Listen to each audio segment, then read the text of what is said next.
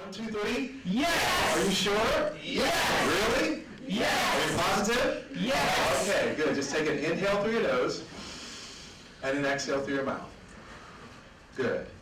And that is the secret to resilience, right? Because what you're doing is you're putting your body in a powerful place, right? It's called a power pose. So one of the most popular talks on TED is by Amy Cuddy, who's a researcher who actually uncovered that putting your body in a powerful position actually makes you more confident. Now the science behind it is that it raises your testosterone, which lowers fear, right? It lowers your cortisol levels. Whenever there's stress, there's cortisol, right? So you want anything that can lower stress, it lowers cortisol. So that is actually, so we'll come back to that at some point. Right, so let's dive in. So you just learned the first aspect of resilience, which is biological. So it's putting your body in a position where you can be the healthiest and the most adaptive. So if you look at some of these definitions, you can clearly see that the word adapt is in each area, each category. So adapting is really important because it's how the brain is designed. The brain is the most adaptive organ in our body, and it's always looking to grow new neural pathways based on what we're focused on. So whatever you focus on, your brain is actually responding to. So, are you focused on negative thoughts, negative experiences, negative feelings? Or are you focused on more positive thoughts, feelings, and behaviors, right? So if you think about that, it's really hard to be positive all the time, correct? Right. Now I am American, right? So I know there's this really, really false optimism that we have as Americans, right? But in Britain, that's called being realistic, right? It's called having optimism with all the facts, right? So there's a difference. So it's something to think about, though, in terms of if your brain is this really adaptive organ, then the more you can constructively think about things that are going to put you in a positive frame of mind or positive body experience, the more resilient you're going to be. That's what the research shows. So the other aspect is emotional resilience. That's the care system. And I'm going to take you through an exercise or a visualization of something where you get to see the importance of the care system in your home, the sense of how you care for yourself. We're going to look at this as well. So how many people eat the foods they're supposed to eat, or that are healthy for you all the time? Yeah, that's good. You're honest. You're honest, right? Yeah, it's like a few hands went up, right? Exactly. How many people get like 8 hours sleep a night? Oh, nobody. Oh, one person. Great. Okay, great. Okay, so you're honest, right? So you can start to see if you're. This is just an opportunity to start to explore. If you're not sort of eating healthy, if you're not sleeping enough, how many people exercise 3 days a week? Okay, that's good. That's good. Right. That's good, and it makes a difference, doesn't it? Like if you don't exercise 3 days a week, you feel it, right? So it's an opportunity to start to understand that these are all things that are going to improve your resilience. The last part is the psychological, right? The mental resilience. Now, like I said, one of the things to do, the challenge is the brain is this highly adaptive organ, right? But we're going to see in a moment where there's a design flaw, right? So the brain is always wanting to create new neural networks to respond to our environment. But what happens when there's tragedy or trauma, and how is that a challenge to the brain? So I like to think of resilience in the form of something called, does anybody know the Japanese martial art Aikido, right? So Aikido is this amazing martial art. It basically is saying you don't match force with force, right? So you know in the kung fu movies where the guys are like ha, ha, and they're like facing, Aikido's not like that. Aikido is the person comes at you, and rather than resist, you just step out of the way and use their energy against them, right? So you can see, if you go on YouTube, you can see the tiniest people throwing huge people, like with 2 fingers, literally, right? Because they're using leverage, what they're doing. So the concept of it, Aki, is be like the river, not the rock, right? So I use that for resilience because it's an opportunity to see that resilience is constantly flowing. You can think about your body. If I haven't eaten lunch, say by 1 o'clock, I am really irritable. So don't give me any work, don't ask me anything, right? Because I'm probably going to bite your head off, right? Anybody else have something like that? If you don't eat lunch, right? Yeah, that blood sugar goes down and you're either falling asleep or you're just like, right, exactly. So that's part of the biological resilience. You need to take care of yourself. But resilience levels change throughout the day. If you didn't get enough sleep, right, your resilience levels are going to be lower. If you receive bad news, your resilience levels are going to be lower. But the way to get your resilience levels up is to focus on the things consciously that are going to lift your energy up, lift your thoughts up, okay?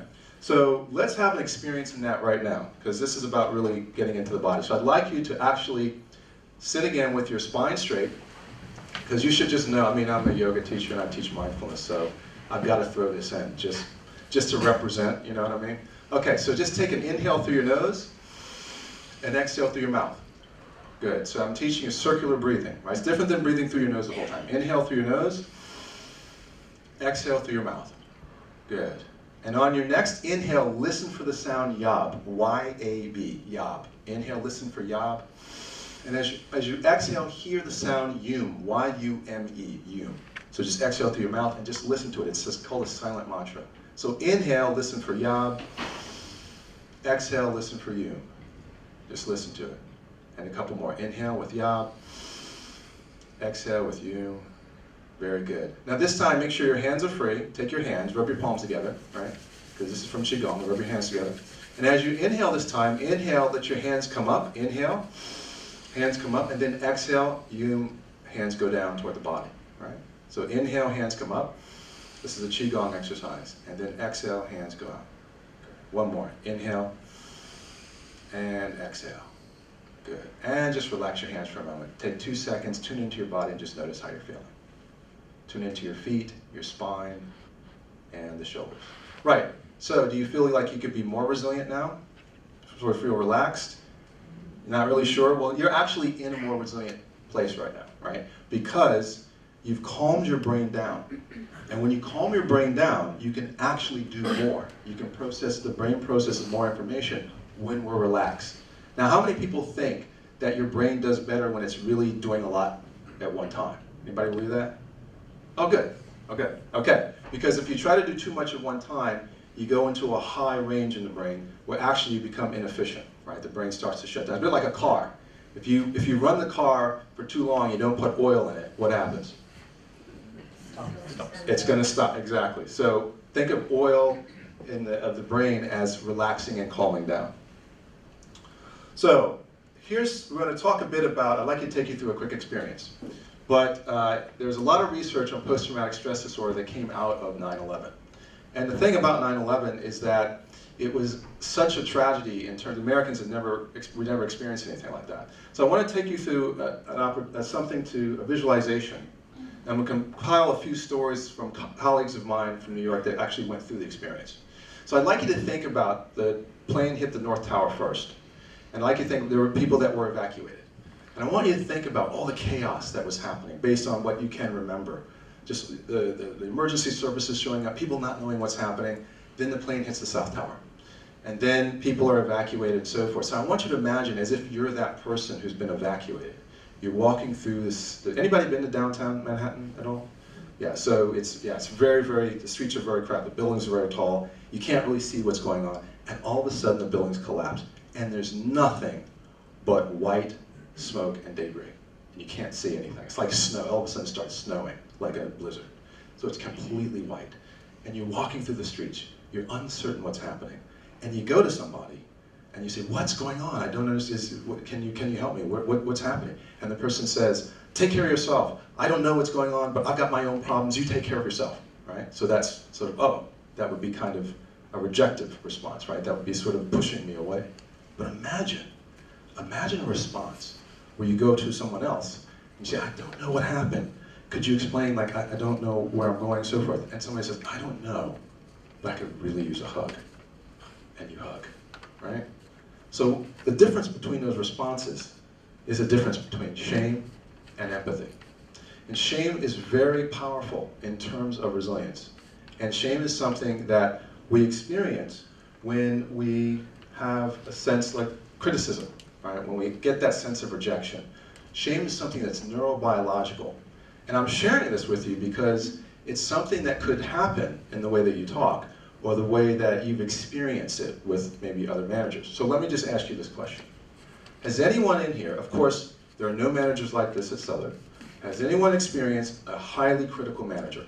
Somebody that was almost cruel, mean, bullying, anything like that? Yeah? Okay, so was this a manager that you felt really positive about taking new ideas to, about engaging in a conversation about things? No? Yes? You should? No. No. Right. That's shame. Right? That's how shame works in the system. Right? So if you think about criticism, and really a lot of it actually isolates people. So the research on 9/11 demonstrated that survivors who actually had post-traumatic stress disorder were people that when they went home, remember I mentioned the care slide, remember that, the care slide? When they went home, they were in a highly dysregulated, dysfunctional environment, toxic environment. So they didn't have that ability to actually discharge their experience. And one of the things that why that's important is because when it comes to trauma, the brain will hold on to that tragic experience as a memory, right? Now, why would the brain do this? For something called a negativity bias, right? The negativity bias is how the brain operates. It means that the brain is saying, we have to remember this experience, because if we don't, we could die if it happens again, right? So it's an imperative in the brainstem, which we'll look at a bit later, that actually causes us to remember an experience. Now that's kind of good news in the sense that we might be able to avoid, theoretically, right? If you think of a negativity bias, it basically is better to eat lunch than to be lunch. If you think of if you're in the wild, right? Right? You know they have these frogs, these really beautiful frogs. Have you seen like on these nature programs? They're like this small, they're like red and yellow and like, oh, I just want to touch that. You touch it, you die. Right? Now, who was the person, the unfortunate sap, who figured that one out, right? Right, so better eat lunch than be lunch. But the idea here is that the brain will hold on to these. And this is really important because I said the brain is also adaptive, remember? So the brain is trying to grow new neural pathways. But the challenge is, how does the brain grow when it holds on to this negativity, right? So that's a challenge. And it's something where we have to consciously override that in the brain, right? So let's look at the other half. The other half is empathy and connection and care. That was the hug. That was the soft part, right? Of course, all of our managers at Southwark are empathic, aren't we? Right? Yeah. All right. Just checking it, right? We try to be? No? I'm giving you credit for it, right? Anyway, right? Right? All of the managers at Southwark are caring. But here's the thing. You're challenged with the changes now in what's happening in the city, right? There are migration of residents from Kensington and Chelsea, and from the tower disaster. I mean, there's a lot of things happening. So I imagine this is something to really keep in mind as you're going through these next few months or years in terms of how services are going to change, right? But anyway, so the research on PTSD is that survivors who recovered and managed to get on with life, those were people who went home to a very caring environment, that hug, right? So just think about that. That's a very easy way to understand trauma. The more caring an environment is of someone who is a survivor or experienced a tragedy, then the more likely they will recover, right? The more critical or shaming the environment that survivor is in, the more likely that those trauma symptoms, the brain will not let go of that tragedy. So let's look at, I'm going to zip through these quickly because we only have so much time. These are all, by the way, you're going to get all these in an Adobe presentation, and we're also videotaping this. If we'll provide it for you later. But it's cognitive empathy versus emotional empathy. So cognitive empathy is just very simple. You're just sort of listening, you're ticking the boxes. But emotional empathy is you're really feeling with someone, right? Can you see the difference? Does that make sense? Right? So cognitive empathy is you might be listening or half listening, but emotional empathy is you're really taking in and feeling what someone is going through, right? So quickly, the window of tolerance model. I'm sharing this and then I'd like to take you through an experience. There's something called the safe zone, and that's really important to understand in terms of resilience. So very simply put, we all have an area where we're safe, right? If you think about that. We all may have practices or rituals that we do to make us safe, right? So does anyone, you all have those? Yeah, so you have sort of things that you love that give you, okay, so that's part of your safe zone. That's part of your window of tolerance. The issue, though, is what happens when adversity strikes. And when adversity strikes, we tends to make our window of tolerance smaller. Like I said, if I don't eat lunch after 1 o'clock, my window of tolerance is very, very low, right? So I need to do things to make sure I eat make sure I exercise, make sure I sleep to keep that window open. But in terms of the, when you look at some of the responses to trauma, hyperarousal, so what's hyperarousal? Like, yeah, right? So hyperarousal tends to be associated with anxiety. So if any of you are sort of these, what are called over-functioning personality types, where you have to be, everything has to be perfect, everything has to be right, you work really, really hard at things, you become a bit sort of compulsive about how things are done. Does that sound a little like anyone? Yeah. Okay. So so that is sort of a hyperarousal. That's kind of you really driving yourself. Now I'm going to share with you the impact of that in a moment, because what can happen is you can drive yourself so hard that you actually go into what's called hypoarousal, right? A freezing or a flopping. So anyone that knows anyone or who has experienced work-related burnout, this is exactly how it happens, right? You're over-functioning, compulsive, getting everything done, and then absolute crash. Anybody experienced, anyone? Yeah, anything vaguely familiar with that? Yeah, so this is how it happens neurobiologically. So the idea is you have to take breaks throughout the day. That's the secret, right? You have to be able to keep that window of tolerance open. Now, how many of you eat lunch at your desk? Right, okay, as a normal practice. Okay, right. So how many of you make a conscious effort to leave the building and go outside at lunch? Right, okay. So the science is the more you take your lunch at your desk, right, the more you're going to be driven into over-functioning. You're going to try and do more. But remember what we just demonstrated, what I just showed you. That relaxing the brain, taking those breaks, actually helps the brain to do more. Right? So I want you to think about that in terms of your resilience, right? Okay. So let's take a moment. Can you all see these pictures okay? Can you see them? All right. I'd like you to identify with one of those pictures with, so let's say emotional empathy. I'd like you to tune into that, one of those pictures. The young woman crying, the young lad at the bottom here, and the teenager maybe having some type of anxiety issue. And how would you treat one of these people? How would you talk to them? I really want you to think about that for a moment. And I want you to feel into it, like really feel into that. What would that be like? Well, how would you address that person? What would be some of the things you would say, right? So just take a moment on that. And then I'm gonna, in the effort of time, I'm gonna zip through this next slide and talk about something called self-compassion. Now, as it turns out, self-compassion is the single most important ingredient in a resilient lifestyle. Because if you think about the amount of compassion you might have for others, remember we talked about not taking lunch or over-functioning, wanting to get things perfect, all this kind of thing. What Kristen Neff at the University of Texas demonstrated in her research is that 76% of the respondents on her questionnaires and in her studies have more compassion for others than they do for themselves. So I want you to think about that, right? 76%, so that's 3/4 of a population are compassionate for others, but they criticize themselves. Does that make sense? Yeah?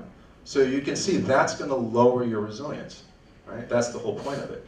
Because we all have an experience of shame, right? Again, it's back to that sort of shame word. And shame is a difficult emotion, it's a difficult dynamic, it's complex. But because of the popularity of the research, anybody read Brene Brown at all? No Brene Brown? So if you want to know a lot about shame, you can actually Google her TED Talk on shame. It's become very popular. But shame, I'm going to show you how shame works. Shame works in a way as underneath that has us hold on to certain memories or experiences, like critical. Anybody had like a critical teacher in school, or a critical parent, yeah? Or some smiles, laugh. Or a coach in athletics. You're not going fast enough, you're not doing, right? All those kind of things. That actually, the brain remembers these, and that can translate into shame. So here's the proof, right? Here's my proof how it works. Does anyone in here take things personally? Anyone take things personally? Right, okay. All right, does anyone in here really, really fear rejection? Like, it's okay, I won't reject you. Right? Okay, so these are rejection sensitivity and taking things personally. That's proof that shame is operating, right? So that's your proof. So if that's happening for you, then there's the possibility here that actually you're more compassionate with others and you're harder on yourself, right? So when you need care, when you need that hug, like remember from the 9/11 exam, when you need something that would really help you, you probably won't ask for it, right? Is that making sense? Right, okay. So resilience is trying to tell you, maybe you can ask for what you need. Maybe you can take breaks throughout the day. Maybe you can start to care for yourself more. Maybe you can start to put yourself first a bit more, right? How is that feeling? Is that sounding, yeah? I mean, we're going deep and we're going fast, so I want to sort of make sure we cover this, right? But you wanted to talk on resilience. Southwark is this wonderful counsel, really, really caring counsel, so I wanted to make sure we covered this stuff. Okay, so quickly, shame is this sense of disintegration, right? The sense of disintegrating, right? So if you think about, if you take things personally, it means that somewhere in there you're really disappearing. You're really you're taking that so seriously that you identify with it so much that it dissolves you as a person. Right? Does that make sense? Right? Okay. So quickly with Brene Brown, there are 3 reactions to shame. You can fight against it, run away from it, or please and appease. I was on the train, the overground the other day, and it was the train was ending at Wilston Junction, and an automatic announcement was like, "Sorry, but the train is ending." Right? This the last stop. And I'm like, wow, that is so polite. That's so polite, because in New York, it'd be like, yo, get off the train. Right? So as a culture, right, in Britain, pleasing and appeasing is very important. Being polite is very important. The question is, how much are you actually pleasing and appeasing to the point where you lose who you are? Right? Just it's something to think about. Not that there's anything wrong, but just something to think about, because we all please and appease. That's how we are brought up, the golden rule. But when it comes to ourselves, we actually don't apply that golden rule, right? Isn't that interesting? So I want to take you through a quick experience. Just take a moment and just drop your head, drop your shoulders. Just really collapse into your body right now. Just really make yourself really small. And just keep dropping your head. And just notice, this is what shame is like. Right? So just notice what it's like from do you feel like you can go run a marathon? Or do you feel like you can go get what you want? Do you feel like you could really take care of yourself? Right? Just notice that. Right? And then we'll quickly come out of that, right? Just roll your shoulders. I don't want you in that for too long.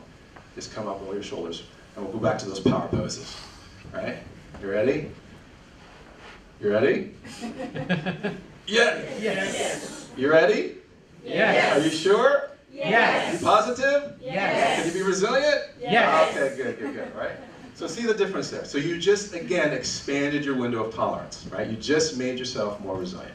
Now here's the thing, I want to challenge you all. I'm going to issue a challenge in a moment, because I want you all to think about the importance of taking breaks and taking care of yourself. I want to really contextualize what resilience is. Now I'm not expecting you to be walking down the halls of Southwark going, yes, yes, yes, right? I'm not expecting that. However, I want you to think about the science of that. It really works, right? And in this experience right now, it's hard to be negative when you're in that power position, right? Okay, so this is my inner critic, right? Meet Mr. T. Everyone know Mr. T? Right. Hey, fool, what you doing? Right. Okay. So that's my inner critic. But I want you to think about, how do you beat yourself up when you feel worthless, fail, and disappoint? And this is one of the most important things about failure, right? Because there's a whole culture now in business and in organizational development around failing fast. I don't know if you've heard this term about really transforming failure. Like, failure really isn't bad. But how many people think failure is bad? Yeah, okay, that's shame, right? That's shame. Failure is bad when we shame ourselves, right? But failure is the way to success. Do you know how many times Thomas Edison, how many filaments he had to go through to get to the actual filament to make a light bulb? 6,000. Chicken Soup for the Soul, you know that book? Have you heard that? Yeah. 99 rejection letters. Stephen King, we all know Stephen King. His first novel, Carrie, rejected 30 times. So at some point, turning failure into success requires a few skills. But it's important to recognize that shame is the thing that stops you, not failure itself. Okay, so did we, let's see, we don't have things to write on. Okay, so here's the thing. Oh, we do? Do we have time to hand it? Okay. Let's see if we can get it out really, really quickly. You're gonna have to work with me here, guys. Yeah, If you wow. just, how much Okay. do you need to write? Just one page. Okay. Yeah. Have you got pens? It's just I'm sensitive to time here, like, I'm on time. But I like to get this. Okay, so I'm gonna talk it through as you pass the paper around. Okay, so the research, all right, so I realize shame is kind of gloomy, right? I realize it's kind of like, I thought this was about resilience. I thought it was supposed to lift my energy, right? Okay, now we're gonna lift your energy, okay? Because the secret to all of this is the science of gratitude. I know it sounds corny, I know it sounds really, really weird, but actually at the University of California at Berkeley, they discovered that basically gratitude is the secret to changing your brain. Remember, the brain is adaptive. So it's always wanting to change and focus on something new, right? It changes by what you focus on. It's called self-directed neuroplasticity. So what you focus on matters. So now I want you to write down 2 things that you're grateful for. 2 things you're grateful for, right? 2 things. For anything. Just 2 things you're grateful for. Let's be fast so that I can finish. You done already? Wow, that's awesome. Okay, great. Okay, we're done? Yeah? Yeah, okay, great. We're done in the back? 2 things you're grateful for? Yeah? Okay, that's good. Now I want you to write down 1 measurable goal that you will accomplish by this same time tomorrow. You got it? Okay. So I'm going to issue what I would call basically a gratitude challenge, right? So I'd like you to think about doing this for 30 days, right? I want you to think about writing down 3 things you're grateful for and writing down 3 measurable goals, 3 things you can actually accomplish every evening, either after you leave work or maybe when you get home. Maybe you're on a train or something, right? As a conscious exercise for 30 days. This is guaranteed by neuroscience research to change your brain, okay? So I'm going to give you literally like 90 seconds to turn to a partner and share about the things you're grateful for and what your measurable goal is. Just like 90 seconds. Let's make it fast. Okay, all right. I have to cut it short because I want to get you out of here on time. But wasn't that fun? Yeah, wasn't that great? Yeah, it's fun. Okay, so the person or the people you shared with, I'd like, if you see them in the hall tomorrow, right, I'd like one of them to ask you the question, did you accomplish that goal, right? Like, because here's the thing, right? Holding each other to account is really important in terms of resilience, in terms of building teamwork, right? And it's a very caring strategy to create purpose, right? So purpose is the antidote to fear. The more you focus on purpose, the more you're actually concentrated on accomplishing a task, and the more support you have around that task, the more likelihood that you will accomplish that task. Does that make sense? Mm-hmm. Right, so purpose is really important. Gratitude builds purpose, right? So are you courageous enough to sign up to 30 days of your gratitude list? Yes. Yes. Okay, kind of like, yeah, I'm not so sure. Okay, I'm just saying, if you want to change your brain, sign up to the 30-day gratitude challenge, right? Okay. Next is grit. So grit is also an important aspect of resilience. Grit is determination. So making a commitment to do something helps to strengthen your resilience, helps to strengthen your grit. So I'll ask you again, are you willing to do your 30-day gratitude challenge? Yes. Okay, that's a little more. Okay. Next level, self-compassion. Self-compassion, we just talked about, is the antidote to shame, right? So if any of you are these high-functioning people that do, and want to make everything perfect and then collapse, that's an example of not having as much self-compassion. So are you willing to start to put yourself first, start to do the things to care for yourself, like the 30-day gratitude challenge? Yes. Okay, that's a few more. All right. So quickly then, we'll go through boundaries in a moment. Right, so quickly we're going to go through your brain. So this is the first area to develop. It's the brainstem and the amygdala. That's the area that holds on to those memories. Like, no, I'm not going to let it go. Right? Now this is also the area where there isn't a lot of language. So if anyone's had a tragedy or a traumatic experience, if you remember like a car accident or anything like the shocking news, if you think about it, you probably didn't have a lot of words at the time. Like the example, walking through the streets of downtown New York, Manhattan, not knowing what's going on. That's because that area is like an infant area. It doesn't have the ability to have access to cognition, right, to thoughts, sometimes even language. So if you think about what's happening in the body, that's what happens when you're in a tragedy. Your body takes over, and your body remembers it. So it's really important to get these other areas working. So area 2 is called the error correction center.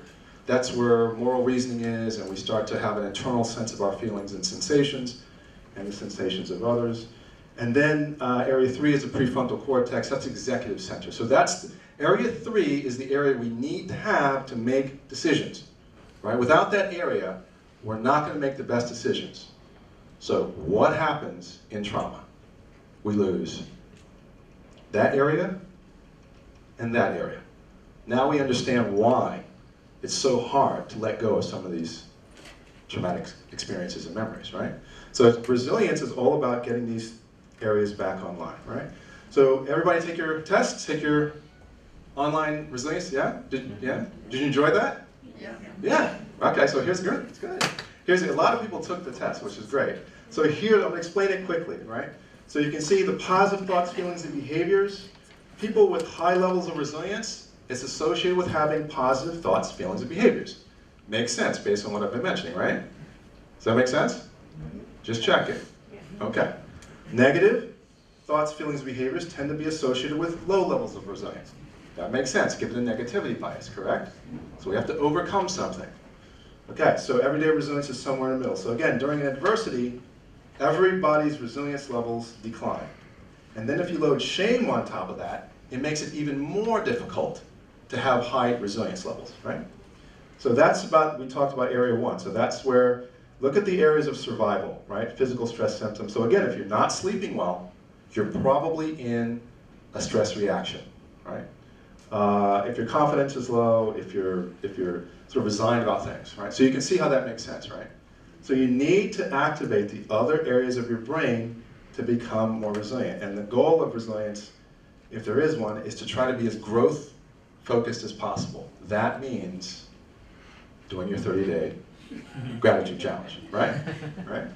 Okay? So let's have a quick experience of boundaries. So I'm like the king of boundaries. I love boundaries. But anyway, boundaries are very simply put the ability to say no to something, right? Now, why is that important? Because the research is that if you have low levels of self-compassion, which most of us do, then you'll probably struggle with saying no to something. You'll probably say yes to things, but you really want to say no. Right? Does anybody have that? Like you say yes, if you're pleasing and appeasing, you're probably doing it because you want to seem like a nice person, or you want to help out your family, or you want to help out your friends, or you have a manager who's really demanding, and you want to seem like you're doing your job. But at some point, if you don't say no, or find a way to negotiate your boundaries, it's going to compromise your personal resilience. Does that make sense? Right? So let's have an experience. So make sure you have plenty of room, right? So push your hands out in front of you. There you go. Make sure you don't hit somebody in the back of the head. We don't want any incidents here. Okay. So I want you to take a moment. Just look at the backs of your hands and imagine that the space between the back of your hands and your body, that is your space. Nothing's allowed in this space unless you want it in. So on a count of 3, I just want you to push out and say no. Ready? 1, 2, 3. No. 1, 2, 3. No. 1, 2, 3. No. Now it's really weird to do that, just saying it for this. I know, it's strange, it's really weird. But here's the thing, it might be weird because you struggle with it. I'm not saying you do, but just to think about it. Okay, let's go to the positive now. Ready? Yes. Ready? Yes. Ready? Yes. Okay, 2 no's. No. No. 2 yeses. Yes. Yes. 2 no's. No. No. 2 yeses. Yes. Yes. Now rub your armpits. No, I couldn't resist. I couldn't resist. We're on a roll here. I had to put something. So boundaries are important, right? So I want you to think about that. If you are someone that wants to please and appease all the time, that wants to, it's called reputation management. If you're somebody that's so concerned about how you appear to people that you lose track of your own needs, You probably struggle with boundaries, okay? I'll just leave it at that. But boundaries are the key. So this is in your, this will be in the handout, but this is something you can review later, but it's a way to actually communicate better with people, right? So I'm going to zip through this so we can finish on time, if that's okay. Okay, so let's do something quickly with eye movements. So this is my particular thing. So the eyes connect with the brain. It's the fastest way to relax, right? So without a lot of explanation, I can explain later after presentation. I want you to take a moment. This is called the world's fastest meditation. What you're going to do is you're going to imagine an infinity sign, right, which is like a sideways 8, but you're going to put the word safe right in the middle of it, right? Okay? So when you're ready, you're going to move your eyes like the infinity sign, and every time you come around, you're going to say the word and silently to yourself. Say it or see the word safe. Okay? Then you come around, safe. You come around, safe. Okay? You ready? So here we go. I'm going to do it too. So everybody just close your eyes and just move your eyes around one loop of the infinity sign. See the word safe. The other loop, see the word safe. Go on the other side. Safe. The other side. Safe. Safe. Safe. Good. Take a deep breath in. Exhale through your mouth. Good. Just take a moment, move your eyes up and down, and then relax your eyes and open your eyes whenever you're ready. You relaxed? Yeah. So you just created something called a privileged window. So research demonstrates, it's called, you can Google the emotional oracle effect. But in this place right now, you'll make the best decisions because your brain is relaxed. You can handle more information. Now, some of you might want to fall asleep right now. I understand. However, given that idea, you know that we do process information in our dreams.